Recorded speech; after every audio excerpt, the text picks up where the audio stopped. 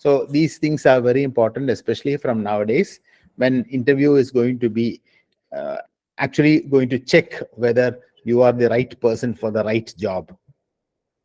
You can imagine a company, either you are starting a company, naturally you will want a person who would working very well for your company, and he has the right qualifications. He also has the right talent to do your job well. So qualifications we get from certificates, but the talent or the way you present yourself, this is something that is very important, and this is going to be something which is going to be tested more and more during the coming years. So what is an interview actually? An interview is basically a structured conversation where one participant asks questions and the others provide answers. So it would be usually like an interview board where you have 2 or 3 people asking questions and one person. So you are that person on the other side. And it could also be a one-to-one conversation between interviewer and interviewee. So you can see in the photo, you can see 3 people conversing with one person. The interviewers are the ones on the right, and the interviewee is the person on the left. Now, what are you supposed to do before before an interview? We'll take an example. For example, suppose you are going to be a car salesman or you're going to be a restaurant salesman. Then you are, first of all, you will have to do a little research on that. You will have to know, if you're a car salesman, what type of car you're going to sell in that particular shop. For example, suppose you are the car salesman of Mercedes-Benz. Then you will have to know all the different models of Mercedes-Benz. And you also know that Mercedes-Benz is a luxury model.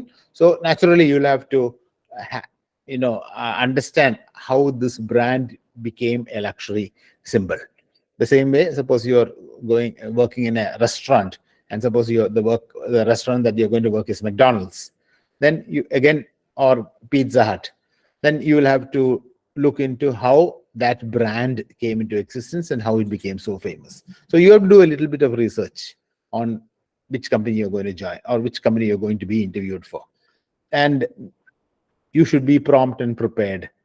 Should be prepared to discuss both your strengths and weaknesses. They'll ask you your strengths and they'll also ask you your weaknesses. So my strength would be my smile, and my strength would be getting to know people and conversing with them. And what is your weakness? I am not very good in writing. Okay, so that is a weakness, but at the same time, that can be overcome using computers, Microsoft Word or Google Docs. So like this, you should be able to discuss both your strength and your weakness. Then you need to check your social presence. Most of the interviewers nowadays, they ask you for your Facebook ID or your LinkedIn profile.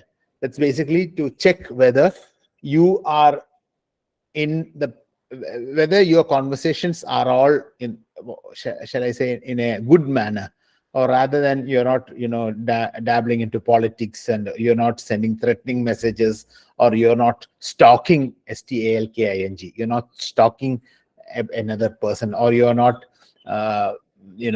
doing hate crime and all these things. They're very important. These are things that should not be done, and really they do not want such people in their organization. Same way, when you reach the interview, you should see that your documents are completely organized.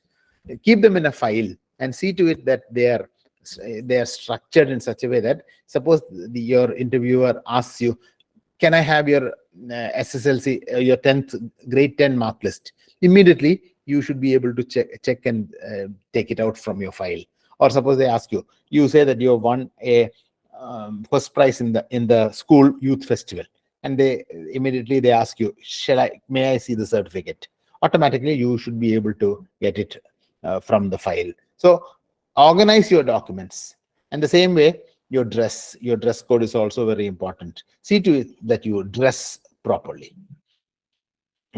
So dressing, of course, nowadays, if you look into the Indian context, if you look into the uh, contact into the jobs abroad, there will be certain things that they might expect from you.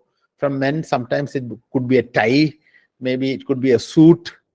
And now, if you are attending an interview in India, it could be just a shirt and a pant. And women also are expected. Shoes would be another thing that they would expect in gentlemen. And in ladies also, this high heels would not be accepted, because when you walk in high heels, you make a lot of noise. So at least for the interview, you should be very careful on these things. Then you see, facial hair should be groomed, and do not wear jewelry other than your wedding chain or ring. So suppose you're married, don't wear a lot of jewelry, especially for men. Uh, if you wear a lot of jewelry on you, it somehow it doesn't match the profile of the job. In For ladies also, nowadays, of course, many people are now putting tattoos. So are tattoos allowed? I mean, that's all your discretion, but at the same time, certain companies do not allow that. And especially companies in Japan and on Far East countries, they really do not like tattoos at all. So be careful. And I mean, I cannot say that you should not do it, but at the same time, be careful if you're trying to apply, if you wish to apply for a job wherein it requires you to go to countries that do not accept tattoos as they as a social media presence, or that. So be very careful. I've seen nowadays people doing a lot of tattoos, but be careful with all these things, especially before getting into a job. Now, while you are doing the interview, during the interview, the first question that they would generally ask you is, introduce yourself. And when you are asked to introduce yourself, naturally you will introduce yourself in a courteous manner. So you would say that I come from so and so. In my house, I've got my parents, my brother and sister, younger brother and sister, and so on and so forth.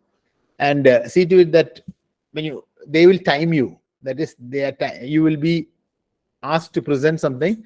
When they ask you, let's say, tell me about yourself, you're supposed to finish your statements in, let's say, 2 or 3 minutes, or maximum 2 or 3 minutes. You're not supposed to extend that time. They're basically asking this question so that you can be comfortable with them, or your surroundings. Some of us feel very awkward, or sometimes some of us feel a little bit scared when we reach a new surrounding. So these questions, these general questions are given to you, are targeted to you, so that you will be in a relaxed manner. Then same way, sometimes after the interview or before the interview, they might offer you a handshake. Now, this handshake is to test whether you are a strong candidate, because some of us, when you do a handshake with others, with the interview board, you will have a sort of flaccid or a very weak handshake. So see to it that your handshake is firm. Then act professionally. Konjalon vanda,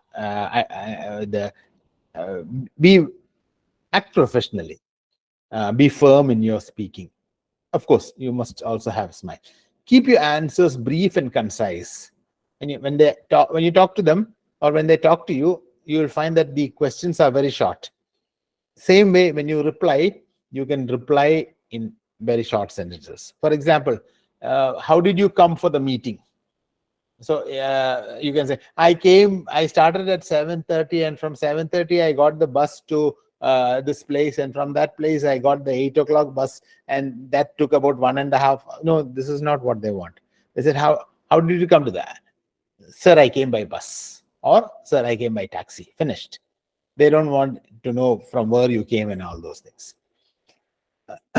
Same way, maintain a conversation flow. When you talk, it should be continuous. Like, they ask you a question, immediately you answer, and things like that.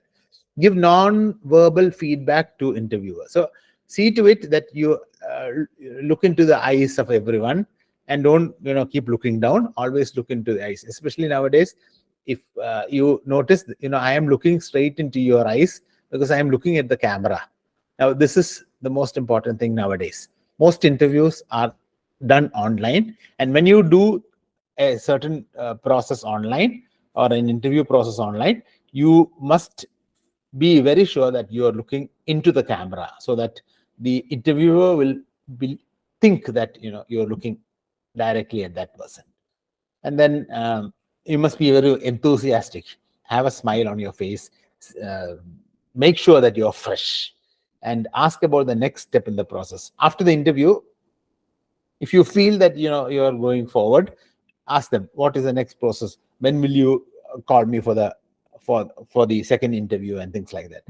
And always remember to thank the interviewer. I know that all of you do have good manners within you, but at the same time, you must remember that when you finish the interview and when you go out of the room, see to it that you thank all the interviewers. Now, there's certain things that, like, for example, after an interview, if you are uh, going after the interview process, see to it that you excuse me.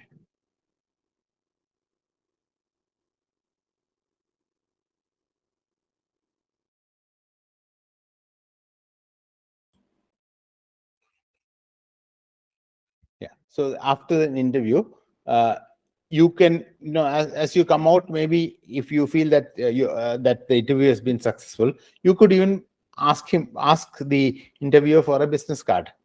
That is, you could say, can I know a little bit more about you, or can you give me your email address? And if you get that, or maybe you might get this from the secretary.